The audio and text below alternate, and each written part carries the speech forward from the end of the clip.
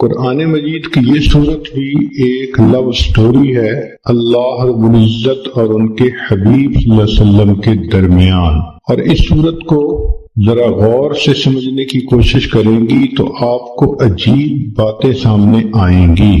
یہ صورت نزول کے اعتبار سے 10ویں نمبر پر نازل ہوئی۔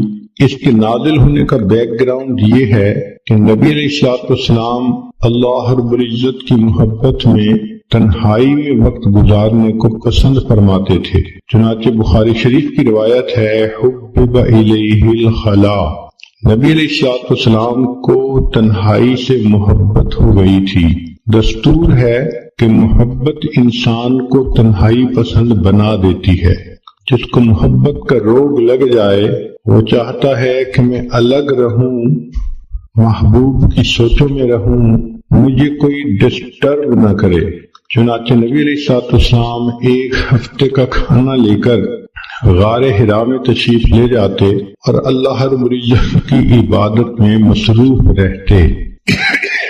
یہ عبادت کا سلسلہ چل رہا تھا کہ ایک دن اللہ رب العزت کی طرف سے جبریل علیہ السلام آئے اور ایک پیغام لائے، اقرأ بسم ربک الذی خلق۔ یہ باقاعدہ اظہار محبت کا پہلا موقع تھا کہ پروردگار عالم نے اپنے حبیب صلی اللہ علیہ وسلم سے ہم کلامی فرمائی۔ پھر نبی علیہ السلام کو یہ حکم ملا کہ آپ جائیے اور لوگوں کے سامنے میری وحدانیت کو بیان کیجیے۔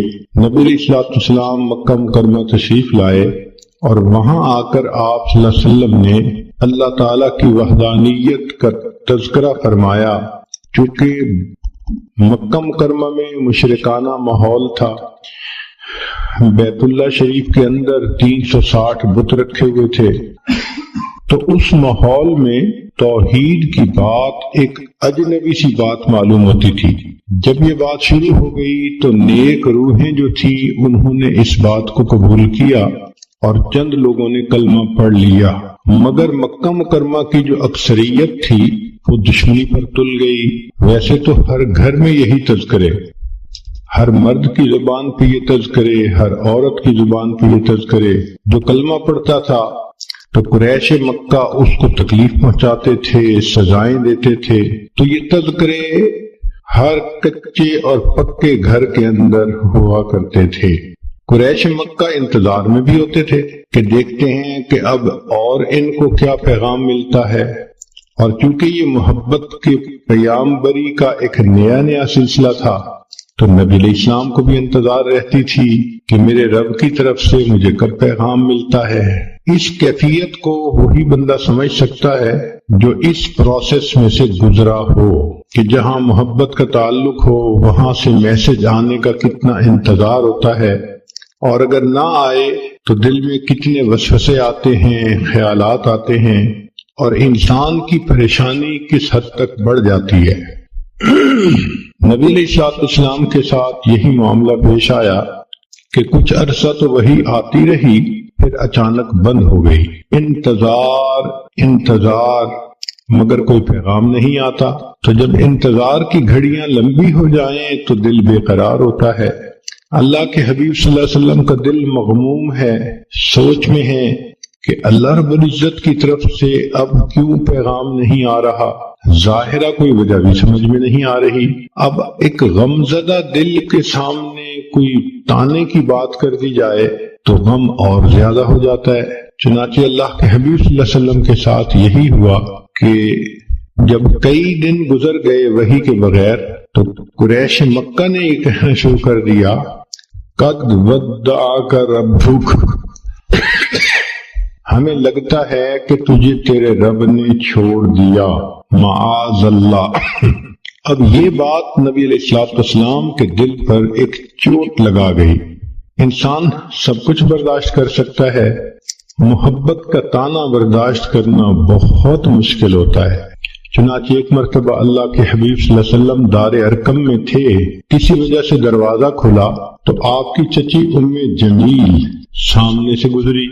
اس نے جب نبی علیہ السلام کو بیٹھے دیکھا تو تانا دینے لگی کہ اے محمد صلی اللہ علیہ وسلم، جو شیطان تجھے وہی کرتا تھا وہ تجھ سے روٹھ گیا ہے۔ زخم پر جب زخم لگتا ہے تو دکھ بہت زیادہ ہو جاتا ہے۔ تو اللہ کے حبیب صلی اللہ علیہ وسلم کا دل پہلے مغموم تھا، اس عورت کی بات نے جلتی پہ تیل کا کام کر دیا۔ محبوب صلی اللہ علیہ وسلم کا دل بھر آیا۔ آپ نے دل میں سوچا، اللہ، ان لوگوں نے مجھے ساحر کہا، برداشت کر لیا، مجنون کہا، میں نے برداشت کر لیا، دیوانہ کہا، میں نے برداشت کر لیا، مگر مجھ سے یہ جملہ تو برداشت نہیں ہوتا کہ آپ نے مجھے چھوڑ دیا۔ اے کریم، غار حرا میں اقرأ بسم ربک الذی خلق کے ذریعے محبت کی تار تو آپ نے جوڑی تھی، اب کیوں مجھے تنہا کر دیا کہ لوگوں کے تانے سننے پڑ گئے۔ محبوب صلی اللہ علیہ وسلم کی مبارک آنکھوں میں آنسو ہیں، اور آپ نے اس کرب کی کیفیت میں آسمان کی طرف جو دیکھا تو رب کریم کی طرف سے جبریل علیہ السلام پیغام لے کر آ گئے۔ یہ سورت نازل ہوئی والضحی واللیل اذا سجا۔ ان کی پہلی دونوں آیتوں میں اللہ رب العزت نے قسمیں کھائی ہیں۔ عام دستور یہی ہے کہ جب محبوب کسی وجہ سے روٹھ جائے، اس کو تسلی دینے کے لیے محب کو قسمیں کھانی پڑتی ہیں، یقین دلانا پڑتا ہے۔ ذرا غور کیجئے، محب اور محبوب کی کیا باتیں ہیں کہ رب کریم ارشاد فرماتے ہیں والضحی، دن کی روشنی کی قسم، واللیل اذا سجا، رات جب چھا جاتی ہے اس کی تاریکی کی قسم۔ تو رب کریم نے دو قسمیں کھائیں، ایک دن کے سویرے کی قسم، رات کے اندھیرے کی قسم، دن کے ہنگاموں کی قسم، رات کے سناٹوں کی قسم، دن کی جلوتوں کی قسم، رات کی خلوتوں کی قسم۔ مقصود یہ تھا کہ زمانے کے حالات و واقعات کی قسم کھا کر فرمایا۔ بعض مفسرین نے لکھا کہ جب وحی اترتی تھی اس کو دن سے تشبیہ دی گئی، اور جب وحی بند ہوئی تو اس کو رات سے تشبیہ دی، تو پھر مفہوم یہ بنے گا والضحی واللیل اذا سجا، وحی کے اترنے کی قسم اور وحی کے رکنے کی قسم۔ انسان کی زندگی میں دن بھی ضروری، رات بھی ضروری، دن کام کرنے کے لیے، رات آرام کرنے کے لیے۔ تو بتانا مقصود یہ تھا کہ اے میرے حبیب صلی اللہ علیہ وسلم، جس طرح وحی کا اترنا ضروری ہے، کچھ عرصہ کے لیے اس کا رک جانا یہ بھی ضروری ہے تاکہ آپ کو آرام مل جائے۔ لیکن ہمارے بزرگوں میں حضرت اقدس تھانوی رحمت اللہ علیہ نے اس کی عاشقانہ تفسیر کی ہے۔ وہ فرماتے ہیں کہ والضحی واللیل اذا سجا، اس کا معنی یہ ہے کہ اے میرے محبوب صلی اللہ علیہ وسلم، والضحی، آپ کے چمکتے چہرے کی قسم، واللیل اذا سجا، اور آپ کی سیاہ زلفوں کی قسم۔ گویا اللہ رب العزت اپنے حبیب صلی اللہ علیہ وسلم کو تسلی دینے کے لیے ان کی قسم کھا کر بات فرماتے ہیں۔ جب محبوب روٹھ جائے تو محب اس کو منانے کے لیے عموماً یہ طریقہ اختیار کرتا ہے کہ تم اپنے خوبصورت چہرے کو دیکھو، تم اپنی زلفوں کو دیکھو، بھلا یہ چہرہ چھوڑنے کے قابل ہے؟ کون اسے چھوڑ سکتا ہے؟ تو ہو بہو یہی معاملہ بنا کہ رب کریم نے فرمایا والضحی واللیل اذا سجا۔ اے محبوب صلی اللہ علیہ وسلم، آپ کے چمکتے چہرے کی قسم، آپ کی سیاہ زلفوں کی قسم۔ چہرہ مبارک دن کی مانند اور زلفیں رات کی مانند۔ گویا اللہ رب العزت نے اپنے حبیب کے اندر ان دونوں کو ایک وقت میں جمع فرما دیا۔ اور ویسے بھی ذرا اگر تفصیلات میں جائیں تو محب اپنے محبوب کے لیے وہ کچھ کرتا ہے جو عام دستور سے ہٹ کر ہوتا ہے۔ نبی علیہ الصلوۃ والسلام کے لیے اللہ رب العزت نے انوکھے معاملات کیے۔ ذرا غور کیجئے کہ آپ کی ذات بابرکات کے اندر سورج کے چمکتے جیسے چہرے کو اور رات کی طرح ضیاء زلفوں کو اکٹھا کر دیا۔ پھر نبی علیہ السلام کے لیے اللہ نے قبلتین کو بھی جمع فرما دیا۔ شب معراج میں اللہ رب العزت نے انبیاء اور فرشتوں کو اکٹھا فرما دیا، حتیٰ کہ بیت المقدس میں اللہ رب العزت نے عالم دنیا اور عالم برزخ کے لوگوں کو اکٹھا کر دیا۔ تو محبوب صلی اللہ علیہ وسلم کے لیے اللہ نے ایسے کام کیے جو عام لوگ انہونے سمجھتے ہیں، اور محبت میں تو یہ ہوتا ہی ہے۔ چنانچہ قرآن مجید میں اللہ رب العزت اپنے حبیب صلی اللہ علیہ وسلم کے چہرہ انور کا تذکرہ فرماتے ہیں، زلفوں کا تذکرہ فرماتے ہیں۔ آپ صلی اللہ علیہ وسلم کی پیشانی کو اللہ نے والقمر کہا، آپ صلی اللہ علیہ وسلم کی مبارک آنکھوں کو ما زاغ البصر کہا، آپ صلی اللہ علیہ وسلم کے مبارک ہونٹوں کو اللہ رب العزت نے شفتین کہا، آپ صلی اللہ علیہ وسلم کے مبارک کانوں کو کل اذن خیر کہا، آپ صلی اللہ علیہ وسلم کی زبان مبارک کو لا تحرک بہی لسانک کہا۔ یوں معلوم ہوتا ہے کہ اللہ رب العزت نے اپنے حبیب صلی اللہ علیہ وسلم کے قرآن میں جا بجا تذکرے فرما دیے۔ چنانچہ اس سورت کی یہ پہلی 2 آیتیں قسم کھا کر بات کی گئی، وَالضُّحَىٰ وَاللَّيْلِ إِذَا سَجَىٰ۔ یہاں پر ایک بات ذہن میں رکھیں کہ نبی علیہ السلام نے ارشاد فرمایا، من سجد لغیر اللہ فقد اشرک، جس نے غیر اللہ کو سجدہ کیا اس نے شرک کیا۔ ایک حدیث پاک میں فرمایا، من حلف لغیر اللہ فقد اشرک، جس نے غیر اللہ کی قسم کھائی اس نے شرک کیا۔ جس طرح بعض عورتیں اپنی لا علمی کی وجہ سے بیٹے کی قسم کھا لیتی ہیں، یا کچھ مرد عورت کی محبت میں گرفتار ہو کر اس کی قسم کھا لیتے ہیں، تیری قسم، تیرے سر کی قسم، بیٹے کی قسم۔ شریعت نے ان تمام قسموں کا کھانا منع کر دیا کہ قسم فقط ہم اللہ کے نام کی کھا سکتے ہیں، لیکن خود رب کریم نے اپنے حبیب صلی اللہ علیہ وسلم کی قسم کھائی، اس لیے کہ اللہ رب العزت کو اختیار ہے کہ وہ جو چاہے کرے۔ ذرا غور کیجئے کہ اللہ رب العزت نے نبی علیہ السلام کی عمر کی قسم کھائی، لَأَمْرُكَ، نبی علیہ السلام کے شہر کی قسم کھائی، لا اقسم بهذا البلد وانت حل بهذا البلد، اللہ رب العزت نے نبی علیہ السلام کے زمانے کی قسم کھائی، والعصر، نسبتوں کی قسم کھائی، فلا وربک، لیکن اللہ تعالیٰ نے مخلوق کو منع کر دیا کہ تم کسی کی قسم نہیں کھا سکتے۔ تو مفسرین نے اس میں نکتہ لکھا کہ جس طرح اللہ رب العزت اپنی وحدانیت میں وحدہ لا شریک ہے، تو اللہ رب العزت نے اپنے حبیب صلی اللہ علیہ وسلم کو یہ شان عطا فرمائی کہ اے میرے حبیب صلی اللہ علیہ وسلم، آپ محبوبیت میں وحدہ لا شریک ہیں۔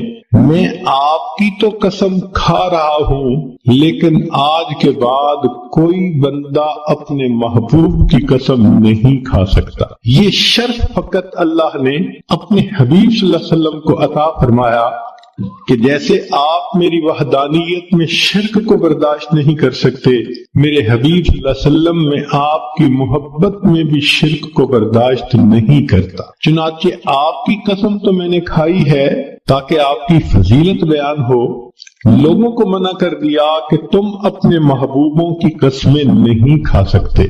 چنانچہ فرمایا، وَالضُّحَىٰ وَاللَّيْلِ إِذَا سَجَىٰ، آپ کے چمکتے چہرے کی قسم، آپ کی سیاہ زلفوں کی قسم، سوچو تو صحیح بھلا ایسا چہرہ چھوڑنے کے قابل ہو سکتا ہے؟ لہذا فرمایا، ما ودعک ربک وما قلی، آپ تیرے رب نے تجھے چھوڑا بھی نہیں اور تیرے رب نے تجھ سے منہ موڑا بھی نہیں۔ عام طور پہ دنیا میں محب محبوب کے درمیان جدائی کے 2 اسباب ہوتے ہیں۔ پہلا سبب یہ ہوتا ہے کہ حالات ہی ایک دوسرے کو جدا کر دے، اور دوسرا سبب یہ ہوتا ہے کہ کسی بات پہ دونوں میں ناراضگی ہو جائے اور دونوں الگ ہو جائیں۔ تو ایک کو کہتے ہیں چھوڑ دینا حالات کی وجہ سے، اور دوسرے کو کہتے ہیں منہ موڑ لینا ناراضگی کی وجہ سے۔ تو اللہ رب العزت نے اس آیت میں 2 لفظ استعمال کیے، اے میرے چمکتے چہرے والے محبوب، اے سیاہ زلفوں والے محبوب صلی اللہ علیہ وسلم، جس کا چہرہ اتنا خوبصورت، جس کی زلف بھی اتنی خوبصورت، بھلا ایسے محبوب کو کوئی چھوڑ سکتا ہے؟ ما ودعک ربک وما قلا، تیرے رب نے تجھے چھوڑا بھی نہیں اور تیرے رب نے تجھ سے منہ موڑا بھی نہیں۔ اب یہاں تک نبی علیہ السلام کی تسلی کا پیغام کافی تھا۔ صرف اگر یہ 3 آیتیں اتار دی جاتی تو بات مکمل ہو جاتی کہ نبی علیہ السلام کو میسج مل گیا کہ ہم نے آپ کو چھوڑا بھی نہیں، آپ سے منہ موڑا بھی نہیں۔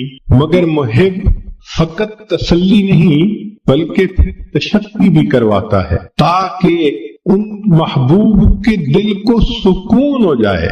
لہذا رب کریم نے اس کے بعد ایک عجیب بات فرما دی، فرمایا وَلَلْآخِرَةُ خَيْرٌ لَكَ مِنَ الْأُولَى، اے میرے حبیب صلی اللہ علیہ وسلم، آپ کا آنے والا وقت آپ کے گزرے ہوئے وقت سے بہت بہتر ہوگا۔ اس کی مثال ایسے ہی ہے کہ جیسے قسمیں کھا کر پہلے تو تسلی دے دی اور پھر کہہ دیا کہ جو ہو گیا وہ تو ہو گیا، آنے والے وقت میں ہم اور زیادہ محبت کے ساتھ رہیں گے۔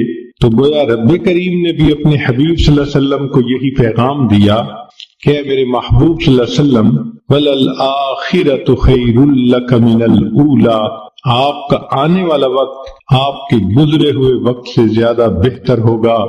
اس ایک جملے کے اندر رب کریم نے سمندر کو کوزے میں بند کر دیا۔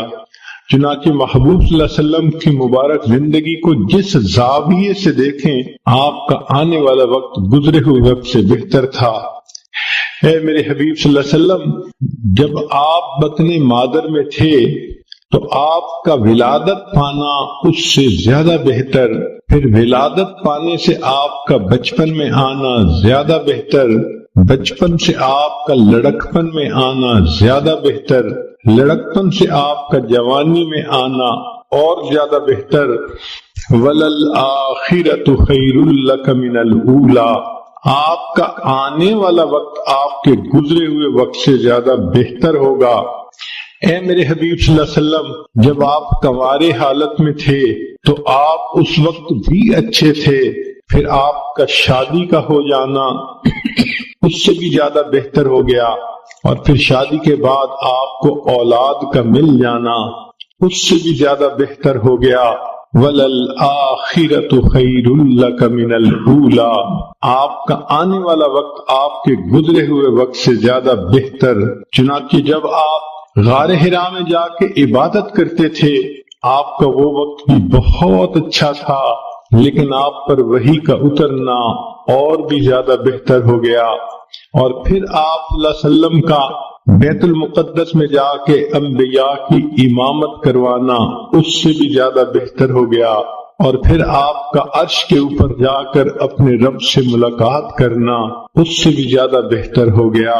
وَلَلْآخِرَةُ خَيْرٌ لَكَ مِنَ الْأُولَى، اے میرے حبیب صلی اللہ علیہ وسلم، آپ کا مکہ مکرمہ میں رہنا بھی بہت اچھا، مگر ہجرت کر کے مدینہ میں آ جانا اس سے بھی زیادہ بہتر، پھر بدر کے میدان میں جو کامیابی ہوئی اس سے بھی بہتر، پھر احد کا معاملہ پیش آیا اس سے بھی بہتر، پھر خندق کے اندر جو آپ کو اللہ کی مدد ملی اس سے بھی زیادہ بہتر، پھر صلح حدیبیہ کا موقع آیا اس سے بھی بہتر، اور بالآخر آپ مکہ مکرمہ میں فاتح بن کر داخل ہوئے، وہ اس سے بھی زیادہ بہتر۔ وَلَلْآخِرَةُ خَيْرٌ لَكَ مِنَ الْأُولَى، اے میرے حبیب صلی اللہ علیہ وسلم، آپ کا دنیا کے اندر رہنا بہت اچھا، مگر پھر آپ کا دنیا میں پردہ فرمانا اس سے بھی زیادہ بہتر، پھر آپ کا حشر میں اٹھنا اس سے بھی زیادہ بہتر، پھر آپ کو مقام محمود کا ملنا اس سے بھی زیادہ بہتر، پھر آپ کو شفاعت کا تاج پہنایا جانا اس سے بھی زیادہ بہتر، آپ کا حوض کوثر پہ تقسیم کرنا پانی کو اس سے بھی بہتر، اور آپ کا امت کو لے کر جنت میں داخل ہونا اس سے بھی زیادہ بہتر۔ عام دستور تو یہ ہے کہ لوگ اعلیٰ سے ارذل کی طرف لوٹتے ہیں۔ لوگوں کو دیکھیے جوانی میں حسن کیا خوبصورت ہوتا ہے، بڑھاپے میں حسن چلا گیا۔ جوانی میں طاقت ہوتی ہے، بڑھاپے میں طاقت چلی گئی۔ جوانی میں مال ہوتا ہے کہ انسان کماتا ہے، بڑھاپے میں مال بھی کم ہو جاتا ہے۔ تو عام آدمی کا دستور تو یہی ہے کہ حسن بھی کم ہو گیا، مال بھی کم ہو گیا، طاقت بھی کم ہو گئی، چاہنے والے بھی کم ہو گئے۔ تو عام انسان حتی یرد الی ارذل العمر، وہ اپنے ارذل کی طرف لوٹتا ہے، اعلیٰ ہوتا ہے، ارذل کی طرف لوٹ جاتا ہے۔ مگر اللہ رب العزت کے حبیب صلی اللہ علیہ وسلم کی شان نرالی، آپ کو اللہ نے ایک قاعدہ قانون بتلا دیا۔ میرے حبیب صلی اللہ علیہ وسلم، آپ کا آنے والا وقت آپ کے گزرے ہوئے وقت سے زیادہ بہتر ہوگا۔ اس میں جو خیر لکا فرمایا، تو یہ لکا کا لفظ آپ صلی اللہ علیہ وسلم کی امتیازی شان ہے، آنے والا وقت زیادہ بہتر۔ چنانچہ قیامت کے دن انبیاء پریشان ہوں گے، اللہ کے حبیب صلی اللہ علیہ وسلم اس وقت شفاعت فرمائیں گے اور امت کو لے کر جنت میں تشریف لے جائیں گے۔ کیا شان ہے اس اللہ کے حبیب صلی اللہ علیہ وسلم کی کہ جو ہر لمحے اعلیٰ سے اعلیٰ کی طرف جا رہے تھے، اور واقعی ان کی اللہ رب العزت نے ان کے ساتھ اس معاملے کو پورا کر دکھایا۔ ان کا آنے والا وقت ان کے گزرے ہوئے وقت سے زیادہ بہتر تھا۔ تو گویا مقصد یہ کہہ دیا، اے میرے حبیب صلی اللہ علیہ وسلم، یہ چھوٹنے والی اور ٹوٹنے والی محبت نہیں، پھلنے پھولنے والی اور مضبوط سے عزبت ہونے والی محبت ہے۔ سبحان اللہ، کیا تسلی کی بات اللہ نے فرما دی۔ تو غور کیجئے کہ ان 4 آیات میں اللہ تعالیٰ نے کام مضمون کو کیسے سمیٹ دیا۔ وَالضُّحَىٰ وَاللَّيْلِ إِذَا سَجَىٰ، اے محبوب صلی اللہ علیہ وسلم، آپ کے چمکتے چہرے کی قسم، آپ کی سیاہ زلفوں کی قسم، مَا وَدَّعَكَ رَبُّكَ وَمَا قَلَىٰ، تیرے رب نے تجھے چھوڑا بھی نہیں، تجھ سے منہ موڑا بھی نہیں۔ وَلَلْآخِرَةُ خَيْرٌ لَكَ مِنَ الْأُولَىٰ، اور آپ کا تو آنے والا وقت گزرے ہوئے وقت سے زیادہ بہتر ہوگا۔ پھر رب کریم نے آگے ایک اور بات فرما دی جس نے بات کو اور رنگ دے دیا۔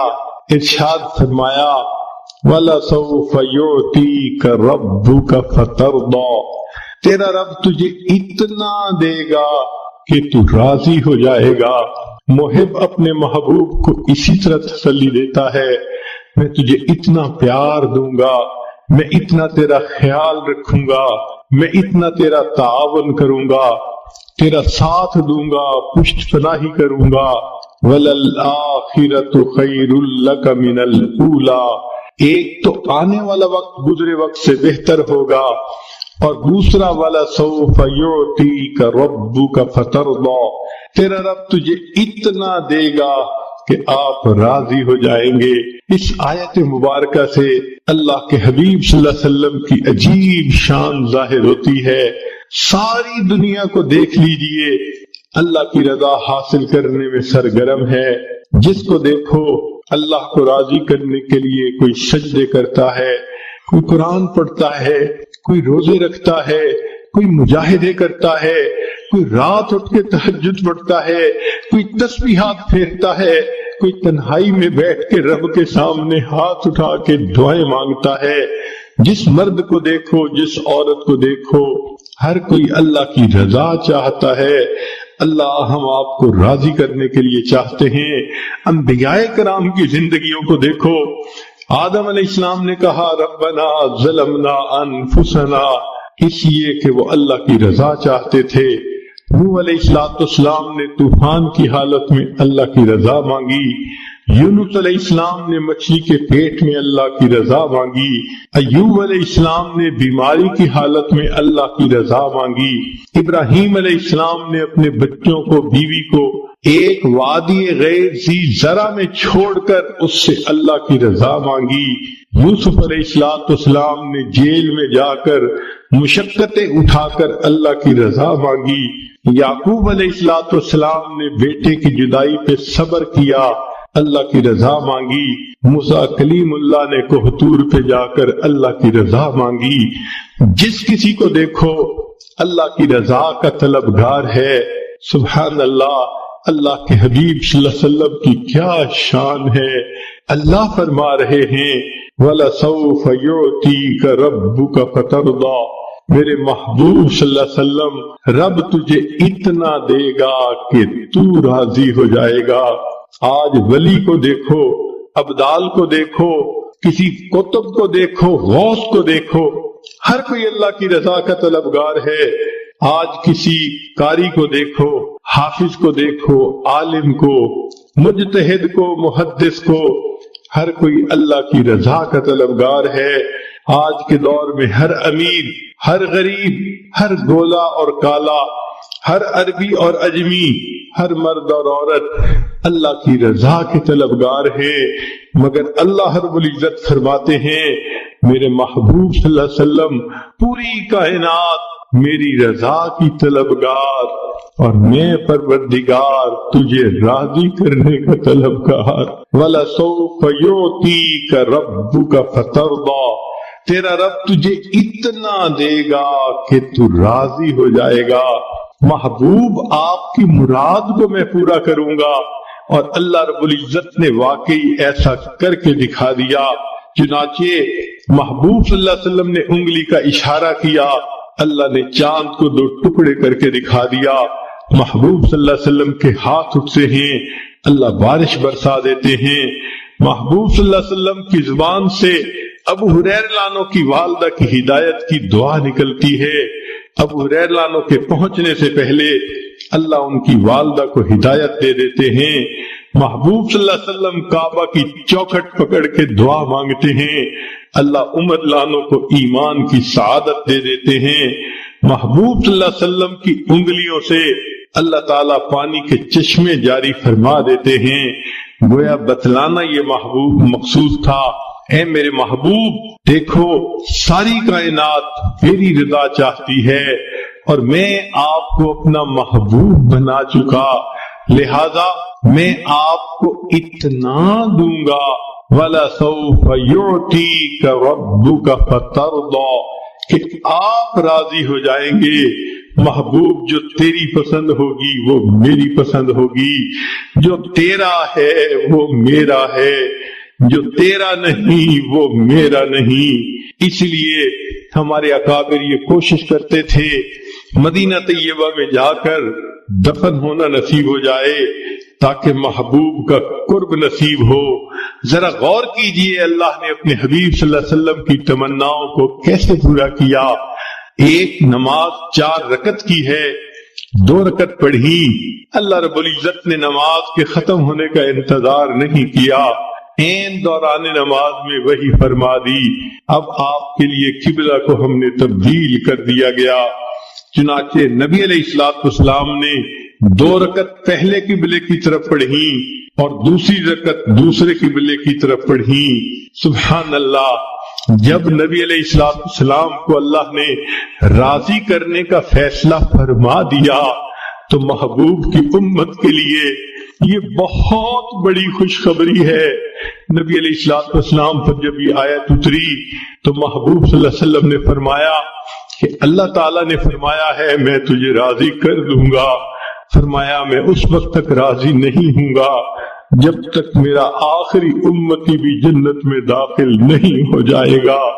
یہ کتنی بڑی خوشخبری ہے امت کے لیے کہ رب کریم نے اپنے محبوب صلی اللہ علیہ وسلم کو راضی کرنے کا وعدہ فرما لیا، اور محبوب صلی اللہ علیہ وسلم نے بتلا دیا میں اس وقت تک راضی نہیں ہوں گا جب تک کہ میرا آخری امتی بھی جنت میں نہیں چلا جائے گا۔ تو رب کریم نے اپنے حبیب صلی اللہ علیہ وسلم کو راضی کرنے کے لیے قرآن مجید میں خوشخبری عطا فرما دی، بلکہ محبوب صلی اللہ علیہ وسلم کے جو یار غار تھے ان کو بھی راضی کرنے کا تذکرہ قرآن میں فرما دیا۔